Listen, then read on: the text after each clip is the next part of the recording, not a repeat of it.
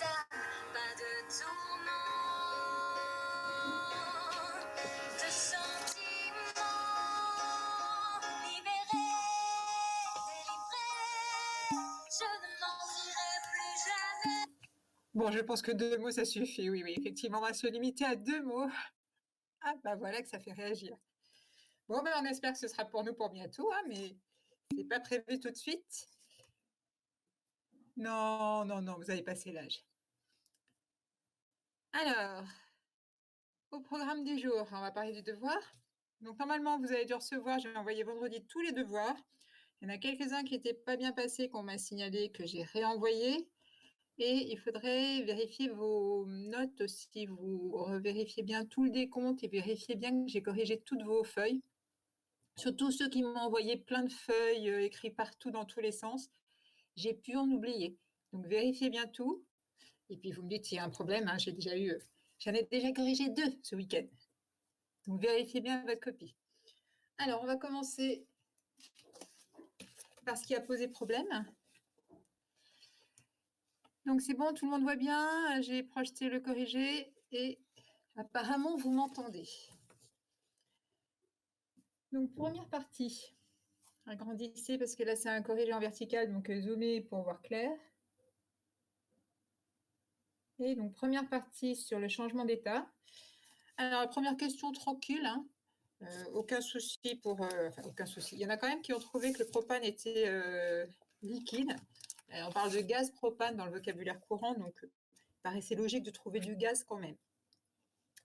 Question 2, pas de problème non plus. Par contre, sur la troisième question, on vous demandait quel était l'intervalle de température où on pouvait avoir du propane gazeux. Donc attention, si vous regardez sur le schéma, je pense que certains auraient dû refaire le petit diagramme d'état, celui que j'ai fait ici. Voilà, je vous l'ai mis dans le corrigé. Donc ceci, il eût été bien de le faire. Avec les données numériques du document, vous pouviez faire ce petit diagramme. Et il n'y a pas de limite pour l'apparition d'un gaz, ni inférieur ni supérieur. La seule limite inférieure, c'est le 0 Kelvin. Mais là, ça ne s'arrête pas. Et pareil, du côté supérieur, il n'y a pas de limite pour le gaz. On peut très bien avoir, donc ici je représente un point bleu qui est au-dessus de la température critique, mais on a bien un gaz dans cette zone-là du moment qu'on a une pression qui est suffisamment faible, en dessous de la pression critique. Donc on a une limite pour le liquide, parce que sur le liquide, vous avez 2 barrières ici, avant et après. Donc on va avoir ici une... attendez, excusez-moi, j'ai un petit souci technique.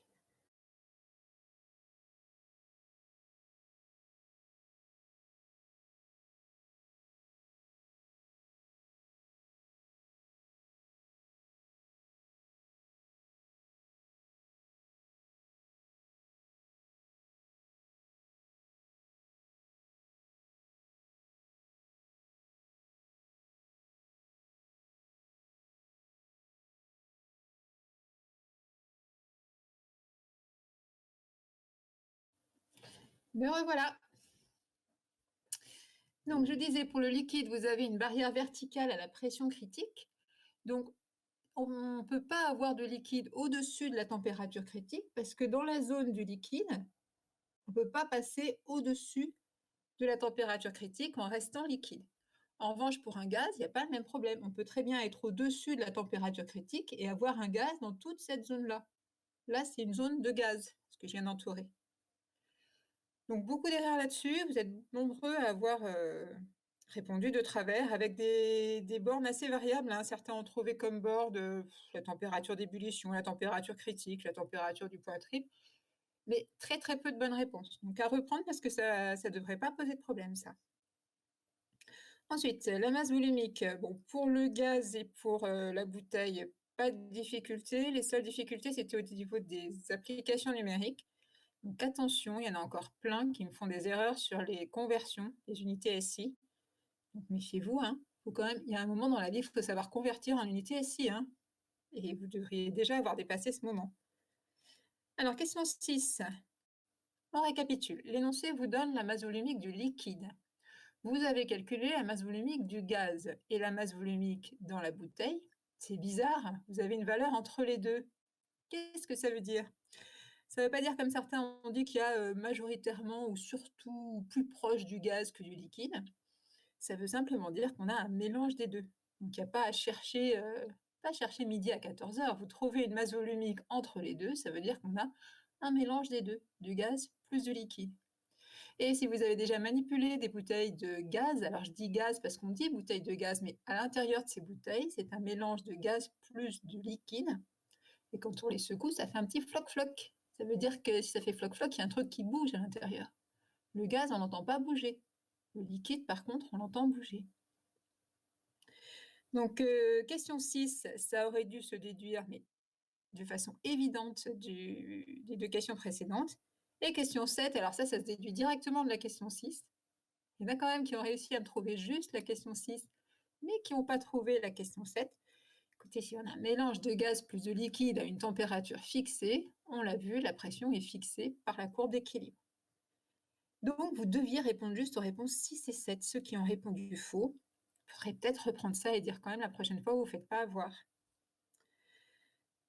Question suivante, donc la composition. Vous avez généralement bien repéré le nom de l'outil. Vous avez gagné 1 point en me citant le théorème des moments. Par contre, au niveau de l'utilisation, c'était beaucoup plus compliqué. Donc, il y en a assez peu, il y en a quand même, hein, mais il y en a peu qui ont trouvé les proportions. Vous aviez un calcul qui était sur des masses volumiques, et le théorème des moments, c'était des volumes. Et bien, on peut déduire le volume à partir de la masse volumique. Vous connaissez la masse. La masse, c'est 5 kg. Donc, vous pouvez calculer le volume de gaz correspondant, le volume de liquide correspondant. Vous avez le volume de la bouteille, c'est le volume du mélange. Et là, dans cette question, il s'agissait d'adapter la formule magique du cours à un cas concret. Et manifestement, vous avez eu beaucoup de mal. Donc, bravo à ceux qui l'ont fait. Mais dites-vous que vous aviez le bon outil. C'est quand même dommage d'avoir le bon outil et de ne pas l'utiliser. Donc, je ne sais pas ce qui vous a arrêté. Enfin, si, je sais. Ce qui vous a arrêté, c'est que vous aviez une question sur des masses volumiques et que le théorème des moments, c'était des volumes. Et généralement, vous n'avez pas fait le lien. Alors, pourquoi est-ce qu'on utilise la masse pour les trois?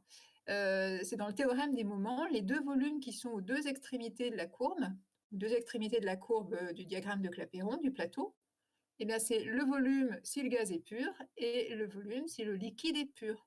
Donc, ce serait le volume de 5 kg de liquide d'un côté et le volume de 5 kg de gaz de l'autre côté. Et entre les deux, le volume du mélange, c'est le volume de la bouteille, qui est donc entre ces deux limites. Et donc là, la masse était fixée, et vous pouviez aussi faire un calcul en volume massique. Dans la formule que je vous ai donnée, vous aviez des 1 sur... Attendez, je vous passe ça. Alors, non, c'est la page suivante, excusez-moi. Hop. Donc sur la page suivante, le théorème des moments, ce que vous avez ici, à chaque fois, vous avez des volumes massiques. 1 sur mu liquide, tout ce que je suis en train d'entourer. Tout ça, c'est des volumes massiques. Donc ça correspond au volume d'une masse unité. Et c'est l'inverse de la masse volumique. Ça revient à tout diviser par 5 kg, hein, ce qui ne change pas le rapport des deux. Donc pour cette partie, ce serait bien d'aller vraiment au bout de l'application numérique et d'adapter votre outil au problème qui vous est posé. Ce n'est pas la peine d'apprendre le théorème des moments si quand vous en avez besoin, vous ne savez pas l'utiliser. Alors, la question sur le détendeur. Donc, c'était sur 2 points. Il y avait un point pour m'indiquer que c'était une histoire de sécurité, donc le mot danger rapportait 1 point, et un point pour préciser les choses. Alors, il y en a pas mal qui pensent que les bouteilles peuvent exploser, etc. Non, l'explosion, c'est quand même assez peu probable. Ça peut arriver, hein, mais par exemple, si on a une bouteille de gaz dans un incendie où on a un échauffement trop important, dans ce cas-là, la pression peut être trop importante à l'intérieur pour la bouteille. Mais là, ce n'était pas du tout le cas.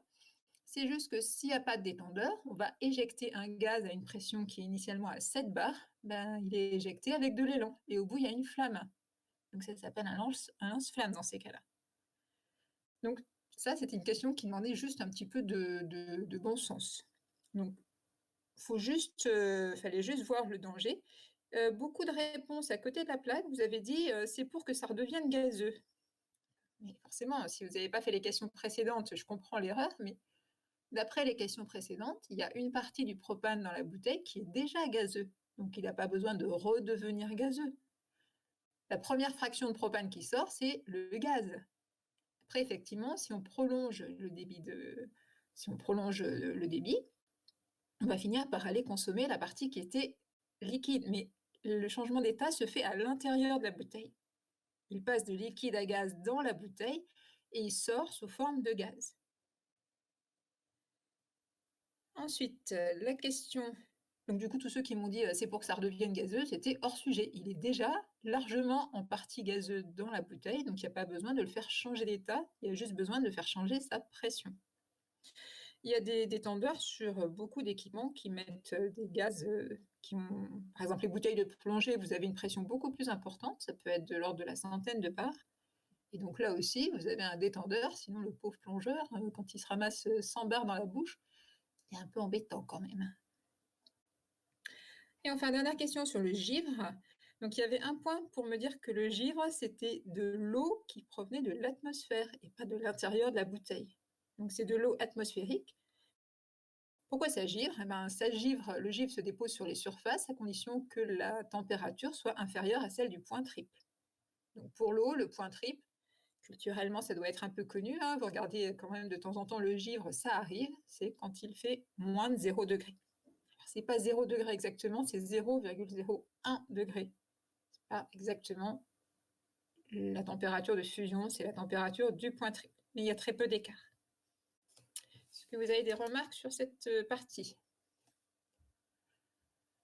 Donc c'était issu d'un problème de l'agro d'il y a quelques années. Donc j'avais adapté certaines questions de façon à permettre de répondre rapidement. Sur le barème, comme j'avais exigé que les réponses, du coup j'ai pas pénalisé ceux qui m'ont raconté des âneries avec trop d'explications. Donc si vous aviez une bonne réponse mais des explications un peu insuffisantes, vous n'avez pas été pénalisé. Puisque, a priori, j'ai donné les points à ceux qui m'ont juste donné la valeur numérique.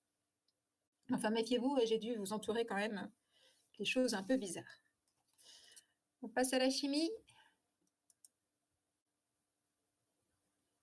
Alors, sur la chimie, vous aviez, essayé de zoomer, hein, prenez le temps de zoomer correctement. Départ sans problème, nombre de stéréoisomères. Ceux qui n'ont pas les points de cette question quand même. La prochaine fois, il faudra absolument les avoir, hein.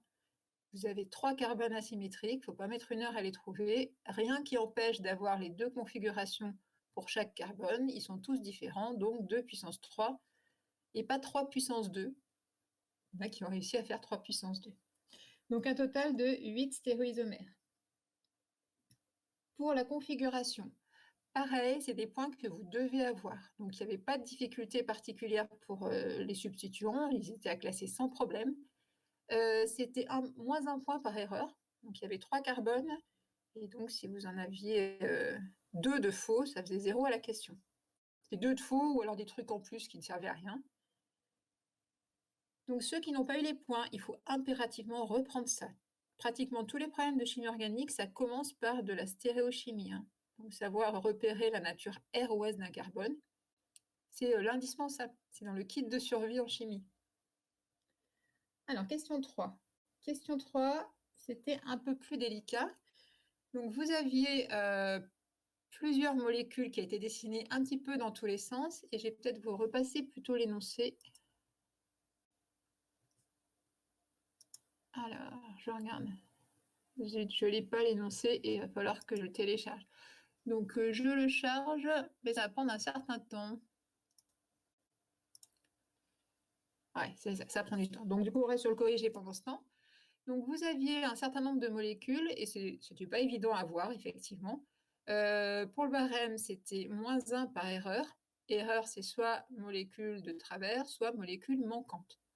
Généralement, vous avez quand même 0 à cette question, hein. C'est-à-dire que vous avez assez peu fait le lien entre l'échelle qui était dessinée et la molécule qui est dessinée en perspective de Cram. Donc, bon, ça, c'est de la vision dans l'espace. C'est pas prioritaire. C'est le genre de questions où il y a souvent des erreurs. Par contre, bon, il va bientôt pouvoir s'afficher, mais ça, c'est toujours en train de convertir, hein. pour que je les passe sur cette plateforme, ça met toujours ça y est, le voici. Voilà. Voilà. Bon, bah, du coup, vous voyez le document, vous pouvez aller les regarder. Oui, bah justement, c'est ce que je voulais faire, c'est pour ça que je voulais projeter ça. Donc, comment faire le lien entre la molécule et les chaises? Alors, sur chaque chaise, on va voir comment on doit placer le bonhomme pour qu'il voit ce qui est représenté en vue de crâne sur le dessus.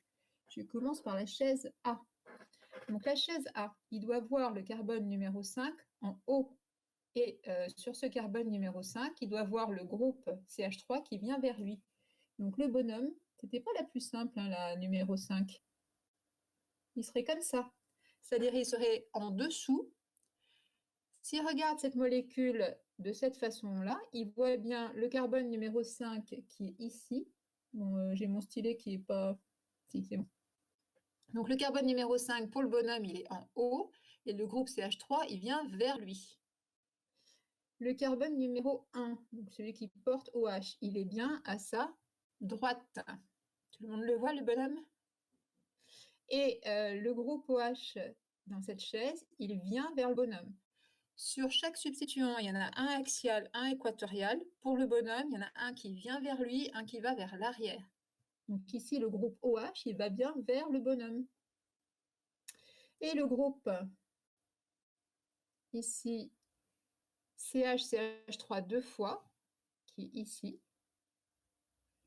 il va bien vers l'arrière du bonhomme. Donc la molécule A, effectivement, elle a beaucoup posé de problèmes. Vous ne l'avez pas reconnue, mais c'est bien la molécule qui est dessinée en perspective de crâne juste au-dessus. Donc la molécule A, c'est du menthol. Ensuite, molécule B, c'est plus facile. J'efface mon petit bonhomme de la molécule A. Pour la molécule B, on va placer le petit bonhomme de façon à ce qu'il voit toujours le carbone numéro 5 en haut avec le groupe CH3 qui vient vers lui. Donc il serait comme ça, mon bonhomme. Dans ce cas-là, si on oriente le bonhomme de façon à ce qu'il regarde le groupe OH, qui serait donc vers sa droite, il s'aperçoit que le groupe OH, il ne vient pas vers lui, mais il va en sens inverse. Et pour le groupe du carbone numéro 2, là c'est bon, il le voit bien vers l'arrière. Donc sur la molécule B, c'est pas du menthol, et c'est pas du menthol à cause de la configuration du carbone numéro 1. Le groupe OH, il va vers l'arrière du bonhomme alors qu'il doit aller vers l'avant. Donc la molécule B, on traite l'autre question en même temps, c'est pas du menthol, c'est un diastéréoisomère du menthol. Ça va pour le B? Faut vous imaginer en survol au-dessus des chaises, hein. Pas au-dessus ou au-dessous. Pour la molécule C, après, une fois que vous avez compris, ça va mieux. Molécule C, vous placez en survol, comme ça, hop. Donc il voit toujours le carbone numéro 5 en haut, il voit bien le groupe CH3 vers lui. Le groupe OH, il est bien à sa droite et vers lui. Et le groupe du carbone numéro 2, il est bien vers l'arrière. La molécule C, en général, vous l'avez bien repérée. Et donc, pour conclure, c'est bien du menthol. On passe à la suivante, la molécule D. Molécule D, si on regarde, si on essaie de se placer avec si on se place comme ça, par exemple. Ah, excusez-moi. Si je me place comme ça, donc je dessine un petit bonhomme bleu au-dessus de la molécule en survol. Le bonhomme bleu, il voit bien les atomes de carbone du bon côté, c'est-à-dire qu'il voit en haut l'atome numéro 5 et à sa droite l'atome numéro 1. Sauf que par rapport à la molécule qui est représentée dans le document, tout est inversé. Le groupe CH3, au lieu de venir vers lui, ça va vers l'arrière. Donc le bonhomme bleu ici, il voit tous les groupes inversés par rapport au dessin de l'énoncé. C'est donc un énantiomère. Donc la molécule qui est numérotée D, c'est l'énantiomère du menthol. Vous avez le droit de regarder de mettre un petit bonhomme par en dessous, hein. Alors si je mets le bonhomme, là je le dessine en rouge, je mets un bonhomme en dessous de la molécule. Dans ce cas-là, sur le carbone numéro 5, il voit bien, comme précédemment, le groupe CH3 qui vient vers lui. Sauf qu'il ne voit pas le carbone numéro 1 du bon côté. Il le voit à gauche ou il le voit à droite. Okay. imaginez-vous en survol ou en sous-vol autour de la molécule. Donc le bonhomme en rouge ici, il est mal placé, il ne voit pas le cycle comme sur l'énoncé. Donc pour conclure, la molécule D, c'est un énantiomère. Ensuite, on va dessiner le petit bonhomme qui voit la molécule E. Donc la molécule E, on peut imaginer un petit bonhomme qui se met en survol et qui se met comme ça. Hop. Alors c'est un drôle de survol, hein. Voilà. Donc s'il se met comme ça, ce petit bonhomme, il voit bien sur le carbone 5, qui est en bas sur le dessin, mais en haut pour le bonhomme, il voit bien le groupe CH3 qui vient vers lui. Il a toujours à sa droite le carbone 1 avec un groupe OH qui vient vers lui. Et vers ses pieds, il a le carbone 2 avec le substituant qui part vers l'arrière. Donc la molécule E, c'est toujours du menthol. C'est juste qu'il a été tordu et regardé du mauvais côté. Et pour la molécule F, qui a moins posé de problème, il faudrait mettre le petit... Bon, la molécule F ressemble à la C, hein. Elles sont l'une en dessous de l'autre. Il y a juste une petite différence de représentation, mais bon, on voit facilement le lien entre C et F. Ils sont très très proches. Bon, il ne faut pas vous inquiéter si vous n'avez pas réussi cette question, parce que déjà, il y en a très très peu qui l'ont réussi. Je pense qu'il y en a 2 qui ont dû avoir les 2 points, et quelques-uns qui ont dû rater un point, et pas nombreux encore. Mais c'est juste une histoire de vision dans l'espace. Alors, pour la suite, bon, ça allait. Bon, vous avez reconnu la chaise. J'ai enlevé 0,5 points à ceux qui m'ont parlé de configuration chaise, parce que c'est bien une conformation chaise. D'ailleurs, ceux qui m'ont dit chaise tout court, ils ont gagné le point. Si vous m'avez dit conformation chaise, vous avez votre point. Et si vous m'avez dit configuration chaise, vous avez qu'un demi-point. C'est injuste, mais c'est comme ça. Et pourquoi c'est stable? Alors, il y en a qui sont allés chercher assez loin en disant oui, les cycles à 6, c'est stable parce que... ou alors les chaises, c'est plus stable que les bateaux. Là, il fallait surtout voir que sur cette chaise, on pouvait avoir tous les groupes encombrants en équatorial. Alors, ça n'est possible que si on alterne les groupements vers l'avant et vers l'arrière, puisque les groupes en équatorial sont vers l'avant et vers l'arrière alternés. Donc, c'était bien le cas ici. Mais règle de Barton ou équatorial, ça faisait partie des mots-clés qu'il fallait absolument indiquer dans votre réponse. Tout va bien par les chaises? On passe à la partie 3.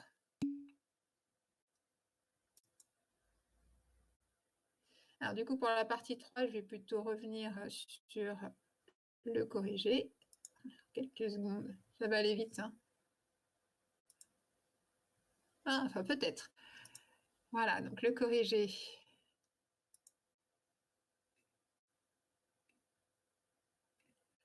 Le voici. Je vais vous assurer qu'il arrive. Voilà. Donc pour la partie 3, donc là, il fallait rédiger. Donc ce serait bien de rédiger plutôt en manuscrit. Ceux qui ont tenté sur Word, déjà, ils ont dû passer beaucoup de temps, je pense. Et puis, c'était pas forcément très lisible, en particulier sur les puissances, quand vous avez des petits crochets, des machins. Enfin bon, c'était pas toujours hyper clair. Bon, j'ai fait comme j'ai pu pour le voir. Question 13, tranquille, hein, franchement, tout le monde l'a fait, ou à peu près. Question 14. Quelques erreurs. Attention, vous devez absolument savoir calculer les concentrations initiales. Et dans tous les cas, dans la concentration initiale, il faut prendre en compte la dilution. Donc, il y a eu quelques erreurs de calcul, mais vous ne devez pas les faire. Il faut toujours savoir d'où on part, c'est la base. Hein. Donc, la concentration initiale en cinétique, c'est toujours au moment où on fait mélange, et c'est jamais la concentration des solutions mères. Parce que les solutions mères, il n'y a pas de mélange. Le mélange est fait dans la solution phi. Donc, le volume à prendre en compte, c'est le volume total de la solution phi, qui était donc ici de 100 millilitres. Ensuite, donc calcul des concentrations, ça c'était un point. Ensuite, ce qu'on tirait tout ça. Alors, il fallait bien voir qu'une concentration était très supérieure à l'autre. Et très supérieure, c'est pas pareil que supérieure tout court. Donc, il s'agissait bien de mettre largement supérieur. Il faut un facteur supérieur à 10. Si vous avez mis supérieur tout court, ça ne suffit pas. Donc, il faut que ce soit un large excès pour pouvoir faire l'hypothèse que la concentration de H au moins était une constante. Et donc, on obtient H au moins égale constante égale C2. Après, il faut aller au bout de la question. Si vous vous arrêtez là, vous n'allez pas au bout. Il fallait... C'est mécanique, hein, une fois que vous avez fait ça, vous avez fait le plus dur. Vous remplacez dans l'expression de la vitesse qui est au-dessus, vous mettez un petit 0 concentration initiale, et vous rassemblez ce qui est constant à gauche, la constante apparente, il fallait quand même donner son expression. Il faut aller quelque part dans votre rédaction, je dois voir K apparent égale C2 fois, K fois C2 puissance alpha. Si vous ne l'avez pas écrit, vous avez eu tort. Okay, on n'est pas supposé deviner à partir de ce que vous avez plus ou moins vu. Et c'était effectivement la méthode d'Oswald. Donc on vous le demandait pas, mais ici on a un ordre dégénéré, puisque l'ordre apparent ce serait bêta, alors que l'ordre réel c'est alpha plus bêta. Pour la suite, alors la suite, attention parce que y en a, je pense, ils ont cru répondre bien, ils n'ont pas compris pourquoi ils n'avaient pas les points. Alors, on va s'expliquer. En cinétique, vous ne devez pas parachuter le résultat. Vous devez à chaque fois adapter vos connaissances à l'énoncé. Et ici, il fallait l'adapter aux courbes qui étaient tracées. Donc, première chose à faire, il faut retrouver la loi cinétique. Donc, la loi cinétique, ça va vite, mais vous devez le faire. Vous écrivez la vitesse sous deux formes, ici. Voilà. Aujourd'hui, ça marche bien. Donc, la vitesse, vous avez par définition moins dm sur dt. Et avec l'hypothèse ordre 1, c'est k apparent fois m. C'est m plus d'ailleurs. Et vous allez au bout, c'est-à-dire vous allez jusqu'à trouver une relation entre la concentration et le temps. Cette relation, il faut la mettre sous la forme qui est ensuite exploitée par l'énoncé. Donc vous regardez la courbe. Sur la courbe de l'énoncé, en ordonnée, vous avez ln de m plus sur m plus 0. Et donc c'est ça c'est le y de l'énoncé, c'est ce que j'ai entouré en rouge. Donc, à partir de la loi cinétique, vous devez bricoler jusqu'à isoler ce qui est représenté en Y de votre énoncé. Et ici, il se trouve que c'est ln de la concentration sur la concentration initiale. On aurait pu vous proposer la courbe qui serait l'opposé, ou alors ln de la concentration tout court. Ça peut arriver. Donc, il faut adapter. Vous isolez ce qui est représenté en Y. Et après, il faut formuler la réponse, c'est-à-dire vous dites, en traçant ln de la concentration sur la concentration initiale en fonction du temps, on a effectivement une droite, donc c'est un ordre 1. Réponse incomplète que j'ai eu plein de fois, c'est la linéarisation d'un ordre 1, donc l'ordre est 1. Alors déjà, quand je le dis, vous comprenez ce que je dis? Je pense que non. Donc, linéarisation, vous ne devez jamais utiliser ce mot tout seul. Vous devez indiquer en clair ce qui est en abscisse et en ordonnée. On trace ceci en fonction de cela.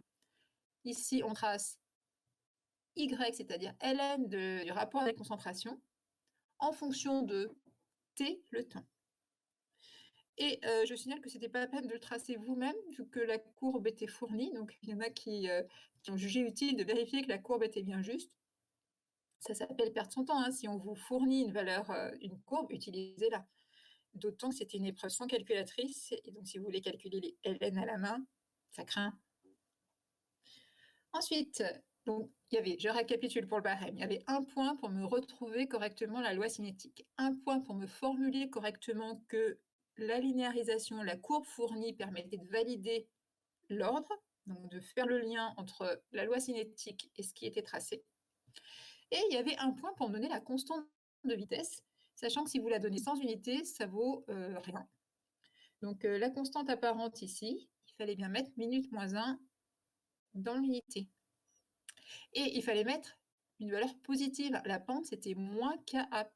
Donc la constante apparente, c'est l'opposé de la pente. Donc plus 0,034 et c'est des minutes moins 1. Donc il y en a beaucoup qui se sont trompés sur le signe et ou les unités. Une valeur sans unité n'a pas de valeur, hein. Alors ensuite, question suivante. Alors, question suivante, il y en a qui ont voulu rester près du cours où je vous avais dit, quand on a fait méthode d'Oswald sur un réactif, on peut faire la même chose sur un autre réactif. Ben oui, mais c'est pas ça qui était fait dans cet exercice. Donc là encore, il faut vous adapter à l'exercice. Et normalement, vous devriez vous dire, en voyant le corrigé, mais bon sang, pourquoi j'ai pas réussi à le faire, ça? C'était évident. Si vous avez exprimé la constante apparente en fonction de la constante K. Donc ça, c'était la question 14. D'accord? On a K égale Ka, égale K2 fois C2 puissance alpha. On a deux inconnus ici qui sont l'ordre alpha et la constante de vitesse K. Et vous avez une courbe qui est fournie par l'énoncé. Donc vous regardez la courbe. Il faut toujours regarder les données. Vous savez, des fois, elles servent, hein. Donc vous regardez ce qui est en abscisse et ce qui est en ordonnée. Donc vous avez reconnu, c'était probablement une courbe Excel ou équivalent. L'ordonnée, c'était log de Ka, c'était ce qui apparaissait en bas de l'axe. Mais l'axe est bien gradué vers le haut, hein. Sauf que, je ne sais pas si... Enfin, vous devez reconnaître que l'ordonnée, c'était logarithme, attention, logarithme décimal de la constante Ka. Et en abscisse, c'était marqué à gauche et pas à droite, sans doute parce que c'était des valeurs négatives, c'était le logarithme décimal de ces deux. Donc, si vous voulez utiliser cette courbe, il faut isoler le truc qui est en Y, c'est-à-dire que vous devez bricoler dans votre constante apparente jusqu'à isoler le logarithme décimal de Ka. Et ça se fait normalement sans problème. Vous l'isolez et vous trouvez log de K. Ça tombe bien, c'est K qu'on cherche. Plus alpha log de C2. Ça tombe bien, c'est C2 qui est en abscisse. On aurait pu inverser l'abscisse et l'ordonnée, hein. Là, j'ai adapté la forme que je donne à la courbe qui est fournie par l'énoncé. C'est ce que j'appelle s'adapter au problème. Et capacité d'adaptation, c'est bien, vous savez, c'est ce qui fait évoluer dans le bon sens. Alors, on passe aux valeurs numériques. La pente d'abord. Donc la pente, c'était normalement l'ordre alpha. Ça valait pas pile poil 1, mais ça vaut jamais pile poil 1. Donc il faudrait quand même, pour le peu d'entre vous qui ont mené ça, il faut penser à arrondir l'ordre d'une réaction. C'est entier, ça peut être des demi-entiers, comme 3 demi ou 1 demi, mais ça peut jamais être 1,37. Ça n'existe pas. Donc ici, le 1,004, il fallait évidemment l'arrondir à un ordre 1 tout court. Donc vous laissez tomber les chiffres après la virgule. Et la pente, vous donnez la constante de vitesse. Alors il y avait un point pour l'unité de la constante de vitesse. Il y en a qui ont gagné un point juste en me donnant l'unité qui était la bonne. Donc l'unité ici, c'est l'inverse d'une concentration fois l'inverse d'un temps. Pour le temps, c'était toujours des minutes. Donc il y avait des minutes moins 1 dans l'unité de K. Donc ce problème de cinétique n'avait rien de spécialement difficile, mais il faut savoir vous adapter au problème, parce qu'ils sont souvent faits sous cette forme-là. Vous avez plein de données, il faut les utiliser dans le bon sens.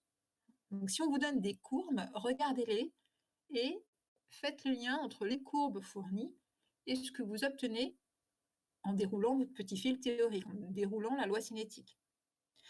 Faire le lien, ça veut dire exprimer ce qui est reporté en Y en fonction de ce qui est reporté en X. Est-ce que c'est clair ça? Parce qu'il y en a en fait beaucoup qui ont fait des réponses très partielles du genre, je vous ai dit, oh c'est la linéarisation d'un ordre 1. Ou alors pour la dernière question, donc alpha égale 1. Ah oui, effectivement, alpha vaut 1, mais si vous ne justifiez pas, on ne voit absolument pas d'où ça sort, hein.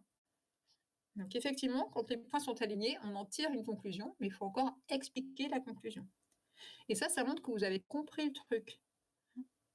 Et après, c'est général, il n'y a pas qu'en cinétique qu'on va faire le lien entre une droite et une loi. Vous l'aviez en thermo, par exemple, sur l'exercice que je vous avais rajouté sur l'aluminium, sur la capacité thermique de l'aluminium. On pouvait tracer une droite et vérifier que c'était une loi en exponentielle ou en logarithme. On peut linéariser à peu près tout. En résumé, dans votre réponse, vous devez plutôt oublier le terme linéarisation. Par contre, vous devez formuler « je reporte ceci en fonction de cela ». Ceci, c'est Y, c'est l'ordonnée. Cela, c'est l'abscisse. Est-ce que vous avez des questions là-dessus? Ça va, vous dormez pas? Bon, eh ben, écoutez, si vous n'avez pas de questions, on poursuit. Donc, tout le monde avait bien reçu sa copie? Parce que j'ai eu ensuite un problème de mail, ce qui fait que j'ai perdu les mails que j'ai envoyés. Je pense que vous avez dû, j'ai dû saturer ma boîte d'envoi avec toutes les pièces jointes. Alors non, qui n'a pas reçu sa copie? Eh ben, oui, mais vous avez reçu le mail ou je vous ai dit que vous... Est-ce que vous avez reçu un mail où je vous disais, si vous n'avez pas reçu votre copie, demandez-la? Eh ben, je vous ai envoyé un mail, mais c'est peut-être à ce moment-là que ma boîte a dû saturer. Ah, vous pouvez me dire ceux qui ont reçu leur copie? Est-ce qu'il y en a qui ont reçu leur copie? Ah oui, quand même. Attendez, je fais un petit sondage. Donc, mettez-moi plutôt sur votre... Oh là, oh là. Alors, je fais un petit sondage. On va voir... hop.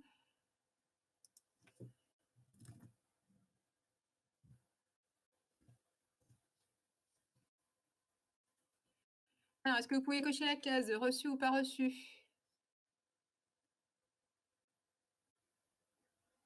Alors, il y en aurait donc... Eh bien, écoutez, ceux qui n'ont pas reçu, il faudrait déjà m'envoyer un mail parce que là, ça garde pas en mémoire, donc vous me la demandez. C'est peut-être qu'elle était trop grosse, donc petite consigne pour la prochaine fois. La prochaine fois, vous savez, vous allez déjà commencer par réduire la taille de vos copies. Et réduire la taille, vous pouvez déjà réduire la taille des photos. Tous ceux qui m'ont fait des photos, qui ont des super appareils photo, et du coup, chaque page, ça fait 4 ou 5 mégas. Ça fait beaucoup. Donc, vous pouvez réduire la taille de vos photos. Et après, quand vous faites un PDF, vous pouvez réduire aussi la taille du PDF. Il y a plusieurs façons d'y arriver. Moi, je sais que sur mon ordinateur, je le fais avec une imprimante. C'est un imprimante virtuelle. Vous pouvez réduire le nombre de points par les DPI, dot per inch. Donc, c'est les points par pouce. Donc, vous pouvez réduire la qualité d'impression. Et sinon, vous pouvez le faire en amont quand vous convertissez. Je ne sais pas ce que vous utilisez, hein, mais vérifiez la taille de votre fichier avant de l'envoyer. Parce qu'après, les gros fichiers ont du mal à passer. Donc, tous ceux qui n'ont pas reçu leur copie, déjà, ils auraient dû me demander avant, parce que quand même, il y en a qui... J'ai dit que je vous l'enverrais. Vous savez, quand je dis, je le fais, hein, mais c'est pas passé. Mais effectivement, après, j'ai eu un problème sur ma boîte mail. Donc, je ne sais pas à qui je l'ai envoyé. Donc, vous m'envoyez un message et je referai une tentative éventuellement en réduisant votre copie. Et sinon, l'autre solution, c'est que vous m'envoyez un lien sur lequel je peux déposer votre copie. Si vous avez un drive perso quelque part, m'envoyez un petit lien et je dépose votre copie dessus. Voilà. Et si vous n'avez pas eu votre note, vous allez sur plus et j'ai mis toutes les notes sur plus. Donc ça, c'est fait. Alors, oui, la suite, ce qu'on avait prévu, c'était la correction de la planche sur le second principe. Donc, ce serait bien de prendre l'énoncé. Prenez l'énoncé parce que moi, j'ai un peu de mal à projeter deux choses en même temps.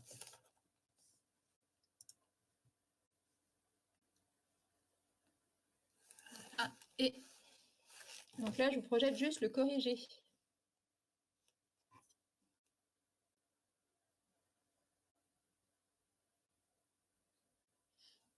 Alors, on y va. C'est d'abord le contact thermique de deux solides. Donc, c'est des exercices qui sont très, très classiques, hein. Il n'y a rien de très original sur l'entropie. Mais en général, ce n'est pas tellement les problèmes où il y a des trucs très, très compliqués ni originaux. C'est vraiment juste trouver le bon outil et appliquer. Donc, on a un système qui est constitué de deux solides. Première étape, comme d'habitude, vous essayez de modéliser, enfin de vous approprier le problème en schématisant l'opération. Donc, le système que je choisis, c'est les deux solides simultanément. Le premier, sa masse, c'est N1, sa température initiale T1. Deuxième, j'ai mis des indices 2. Et on va arriver à un état final où on aura la même température pour les deux. On suppose que ces deux solides ont la même capacité thermique et que l'ensemble est isolé du milieu extérieur. Donc isolé, vous traduisez par le transfert thermique Q égale 0.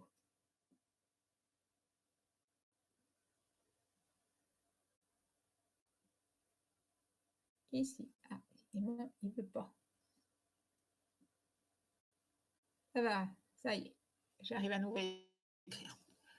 Donc, je viens d'entourer Q égale 0. Vous voyez au bon endroit? Parce que moi, effectivement, j'ai deux versions. Sur mes deux écrans, je n'ai pas le rond au même endroit. Bon, tout va bien. Donc, transfert thermique égale 0. D'autre part, vous avez un système solide, donc c'est isocore et c'est aussi isobar, puisque vous n'avez pas d'informations particulières. Donc, première étape pour trouver la température finale, ça fait appel au cours sur le premier principe. Je pense qu'on peut aller assez vite dessus, vu qu'on l'a déjà fait. Vous utilisez... Alors, je rappelle, quand vous rédigez, vous devez dérouler tout le fil en thermo, c'est-à-dire ne pas parachuter de choses comme par exemple ce qui est encadré. Vous indiquez les outils que vous utilisez et vous les nommez. Donc, par exemple, ici, le nom de cet outil-là, il y en a deux. Le premier égal, ça s'appelle l'outil premier principe. Ça, c'est ce égal-là. Et le deuxième égal qui est ici, ça s'appelle l'outil extensivité ou additivité. Donc, ce serait bien de le dire quand vous rédigez. Premier principe, ça va vite à écrire, W plus Q égale 0. Vous n'avez pas besoin de définir W et Q, hein, c'est des conventions qu'ils donnent. Donc, les termes W et Q, c'est conventionnel. Par contre, indiquer que c'est l'outil premier principe et que vous décomposez votre système en deux morceaux, vous devez l'indiquer. Pour chaque delta U, on fait le même calcul, c'est-à-dire qu'on va faire une somme de DU entre la température initiale et la température finale. Vous devez le faire proprement pour le premier. Et pour le deuxième, vous pouvez aller plus vite en disant de même delta U2 égale. Et vous adaptez du coup la température finale, c'est TF, la température initiale, c'est T2. Donc vous le faites proprement au moins une fois. Et pour la deuxième fois, c'est bon.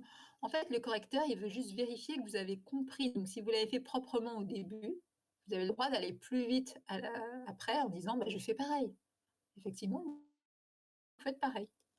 Et du coup, on isole une température qui, logiquement, on vérifie les applications numériques. On doit trouver une température intermédiaire entre les deux températures T1 et T2.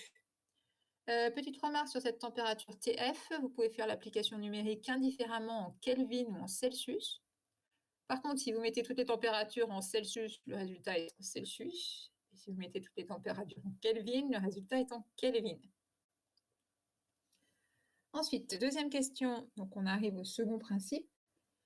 Même propriété, l'additivité ou l'extensivité, vous avez le droit d'utiliser les deux termes, ça donne la même chose. On découpe le système en deux morceaux. Delta S global, c'est delta S1 plus delta S2. Et on exprime chaque delta S en utilisant la première identité, qui est là. On utilise la première identité, enfin on l'apprend avec DU égale, et on l'utilise sous la forme des S égale. On obtient S à partir de U et pas l'inverse. Donc on isole ds égale du sur T, et on adapte. Donc pour chacun des sous-systèmes, on calcule le delta S correspondant.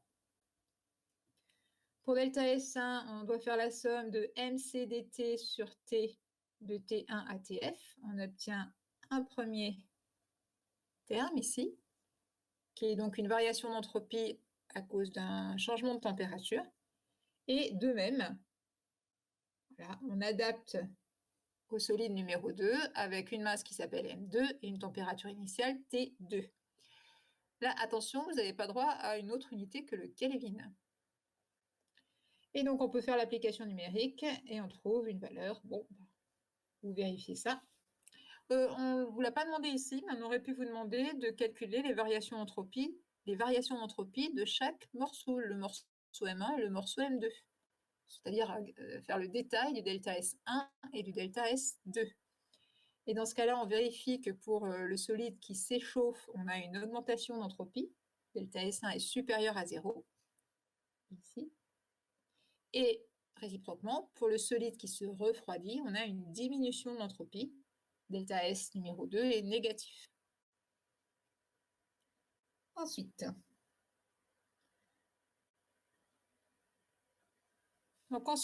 pour l'entropie créée et l'entropie échangée, Donc l'entropie créée se calcule à partir de delta S égale S échangé plus S créé.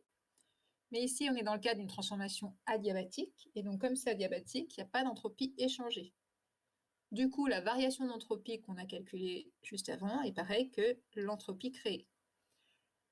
C'est la somme de deux termes, un positif, un négatif, mais la somme des deux est forcément positive. Et donc, on a une entropie créée qui est strictement positive. Ça veut dire que la transformation est irréversible. Normalement, pas de difficulté pour l'exercice 1, ça se fait tranquille, hein, les doigts dans le nez. Alors, deuxième point, l'ébullition de l'eau. Donc ça, c'est issu d'un problème qui était tombé à l'agro, avec les notations qui avaient été utilisées. Donc les températures étaient notées θ.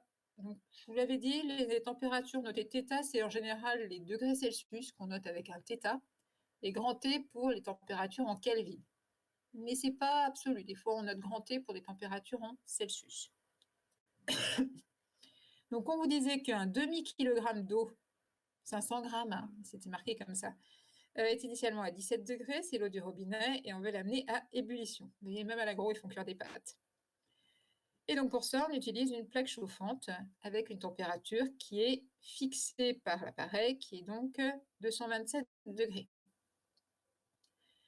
On a un certain nombre d'hypothèses où on néglige l'hyperthermique et on donne la capacité massique de l'eau, qui n'est pas celle que je vous ai donnée d'ailleurs. C'était 4000 en unité SI, alors que moi, c'était 4180. Mais pourquoi donc cette différence?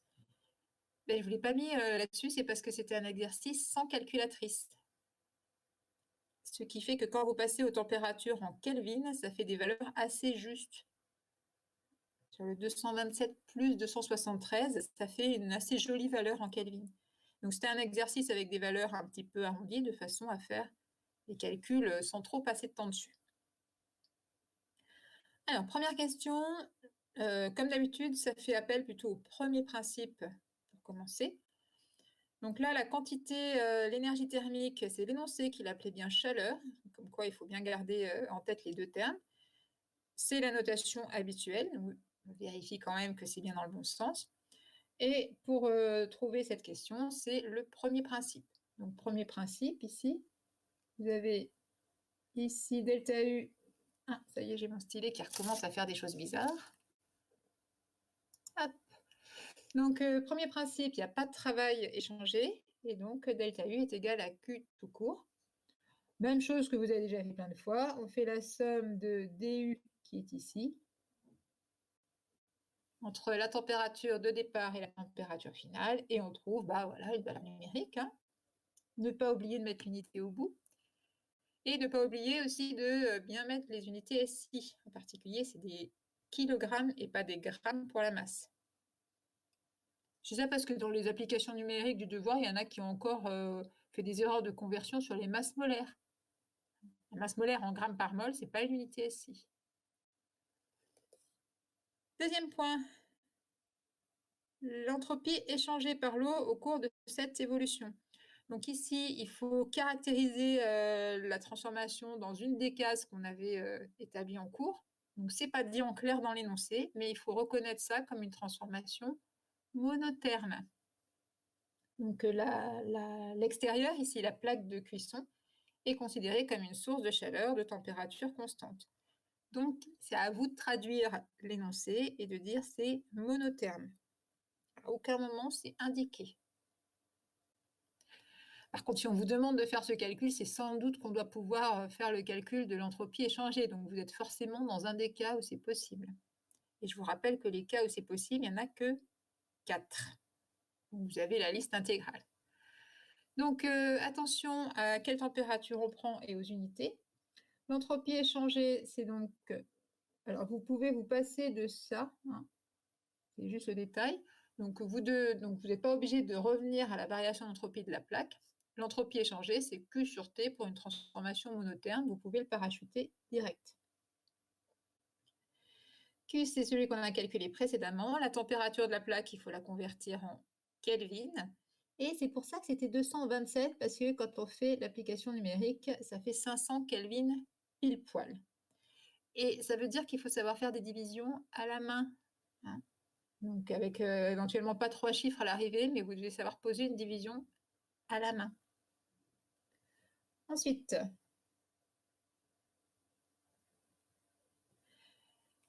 la variation d'entropie de l'eau. Donc pour une variation d'entropie, l'outil c'est la première identité thermo.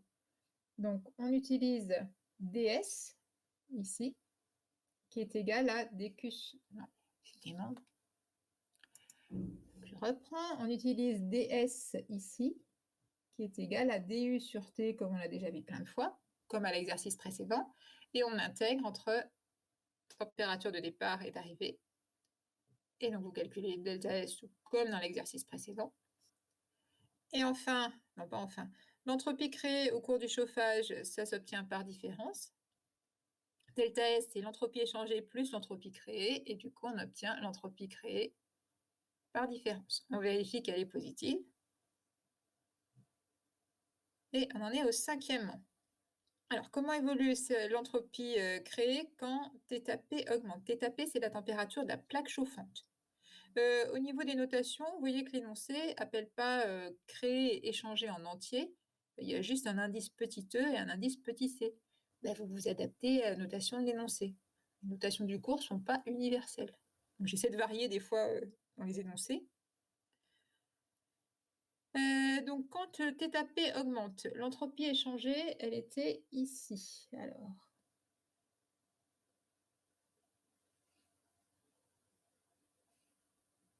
voilà.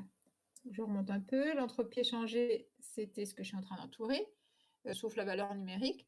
Si la température de la plaque augmente, c'est au dénominateur ici. Donc, l'entropie échangée, alors, ça ne dépend absolument pas du transfert thermique. Il faut toujours le même transfert thermique à apporter à l'eau. Pour chauffer de l'eau, il faut une quantité d'énergie qui est fixée, c'est le transfert thermique grand Q. Par contre, si la température de la plaque augmente, l'entropie échangée diminue. Il y aura moins d'échange d'entropie.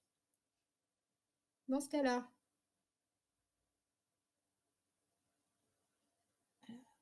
voilà. Donc dans ce cas-là, s'il y a moins d'entropie échangée et qu'il y a le même delta S, là encore, ne dépend que de l'état initial et de l'état final. Donc si l'entropie échangée diminue, ça veut dire que l'entropie créée augmente. Donc on va créer plus d'entropie si la plaque est plus chaude. Ça doit vous sembler logique, c'est-à-dire que si on veut être plus dans des conditions réversibles, on doit chauffer doucement. Donc plus le chauffage est lent, plus on se place dans des conditions réversibles. Et donc logiquement, plus la plaque est chaude, plus le chauffage va être rapide et plus ça va être irréversible. Donc ça doit vous sembler logique que plus la plaque est chaude, remarquez la logique, je ne suis pas sûre que ce soit le bon mot là. Enfin, moi, ça me semble logique. Donc plus la plaque est chaude, plus on crée de l'entropie en chauffant. Et accessoirement, plus on gagne de temps aussi, hein, ça va plus vite. Moi, quand je fais chauffer de l'eau, je mets la plaque à fond, hein, et donc je crée beaucoup d'entropie. 6e point, le rendement. Donc pour le rendement, il faut déjà bien comprendre ce que c'est que ce rendement. Donc on vous dit que la transformation a duré 5 minutes 20 secondes, et on a la consommation électrique de la plaque.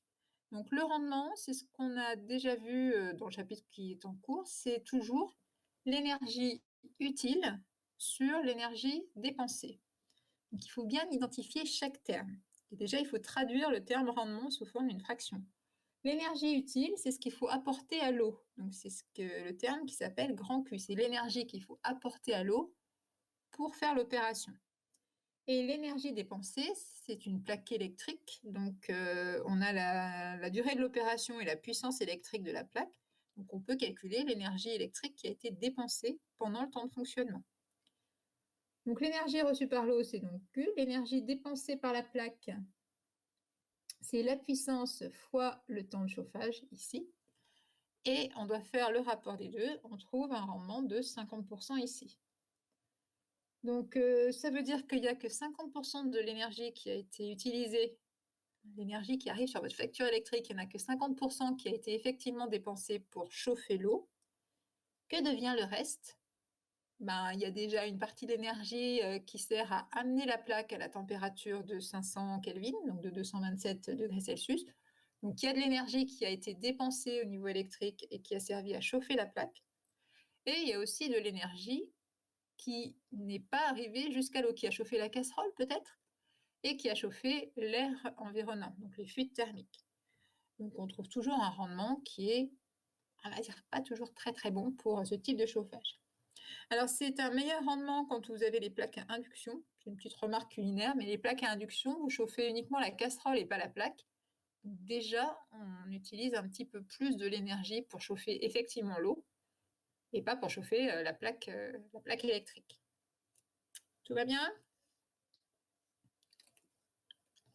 Alors, pour l'exercice suivant, donc on va juste poser les bases de l'exercice. Donc, corps en contact avec un thermostat. Donc là encore, c'est pas mis en clair dans cet énoncé quel est le type de transformation. C'est rarement mis en clair, hein. C'est souvent quelque chose qu'il faudra traduire à partir des énoncés. Donc on vous dit qu'on considère un solide de capacité thermique constante. Initialement, il a une température T0 et il est mis en contact avec une source de chaleur. On traduit transformation monotherme. Donc cette transformation va jusqu'à l'équilibre thermique, c'est-à-dire qu'à la fin, le solide aura la même température que la source. Donc premièrement, alors normalement, quand on en est au troisième exercice, vous savez calculer des variations d'entropie. Donc la variation d'entropie du solide se calcule à partir de la première identité, avec ds égale mc dt sur t. Donc toujours pareil, toujours des solides. De toute façon, en sup, vous n'avez que des phases condensées, un solide, liquide, vous obtiendrez toujours ce type d'expression. Méfiez-vous parce qu'en deuxième année, vous n'aurez pas que des phases condensées, hein, donc il y aura des termes en plus. Hein. Pas de bol. En résumé, les exercices difficiles seront en deuxième année. Donc déjà, il faut bien savoir faire cela. Du coup, la variation d'entropie du solide, c'est le même calcul que précédemment, avec un signe qui dépend de Ts par rapport à T0. Donc c'est supérieur à 0 si on a un échauffement, c'est-à-dire si la source est plus chaude que la température initiale. Ensuite, pour les questions 2 et 3, c'est exactement les outils précédents. Il faut juste l'adapter. Donc pour l'entropie échangée, donc ici, on ne vous parle pas d'entropie échangée dans le deuxièmement, on vous parle de la variation d'entropie de la source. Vous traduisez, c'est moins l'entropie échangée. Là encore, ce n'est pas dit en clair, mais c'est comme ça qu'on a évalué l'entropie échangée dans le cas d'une transformation monotherme.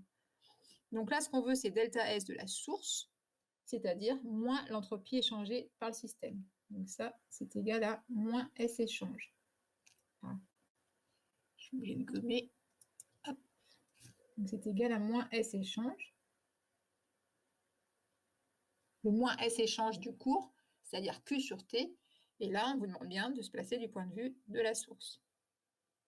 Et ensuite, pour le troisièmement, toujours pareil, l'entropie créée s'obtient par différence à partir de l'entropie échangée et delta S.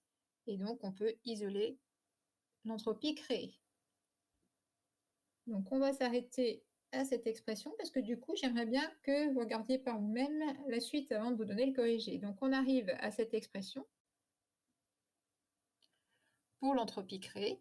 Et c'est une expression littérale. La suite, ça consiste à vérifier le signe de cette entropie. C'est-à-dire qu'on a bien une entropie créée qui est positive en faisant ce qu'on appelle un développement limité. Vous avez fait les développements limités en maths? Dites-moi. Est-ce que vous avez fait les développements limités? Ah, bah, vous êtes en train, bah, c'est parfait. Donc, en physique et en chimie, on utilise souvent les développements limités en se plaçant à proximité de la zone. Ici, ça va être en faisant un développement limité pour une température de la source proche de la température T0, donc peu d'écart entre les deux. Et en général, en physique, on s'arrête au premier développement limité qui donne des résultats. En clair, si on fait un développement limité d'ordre 1 et qu'on peut conclure quelque chose, bah, on s'arrête là. Et là, on fera un développement limité d'ordre 2. Donc la formule utile, ce sera celle qui est donnée dans l'énoncé, mais que vous avez sans doute déjà vue en maths. Voilà, voilà. Donc on verra ça demain. Et on s'arrête. Voilà. Et donc pensez à m'envoyer un mail tout de suite si vous avez pas reçu votre copie. et j'essaie de vous refaire un renvoi. À demain!